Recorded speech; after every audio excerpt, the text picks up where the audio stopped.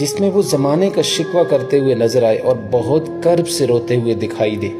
وہ شیخ رشید جن کے تکبر کا عالم یہ ہوتا کہ وہ قرآن خوانی پہ ہاتھ سے سگار نہ نکالتے، اور وہی شیخ رشید کہ جنہوں نے ایک تاریخی جملہ کہا تھا اور تکبر کے اندر آ کے اپنی بے حیائی اور فحاشی پہ مبنی ایک جملہ کہا تھا کہ جن کے گھروں کے اندر دودھ انہیں مل جاتا ہو انہیں بھینسیں رکھنے کی ضرورت کیا ہے۔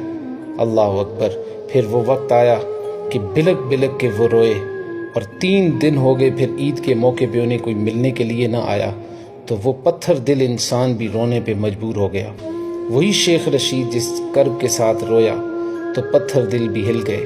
تو ثابت ہوا کہ صرف دودھ ہی سب کچھ نہیں ہوتا، کچھ کٹے وچھے بھی ضروری ہوتے ہیں جو کمزور لمحوں میں آپ کی توانائی کا سورس ہوتے ہیں، ورنہ بندے کو گلا کرنے کے لیے کوئی دستیاب نہیں ہوتا۔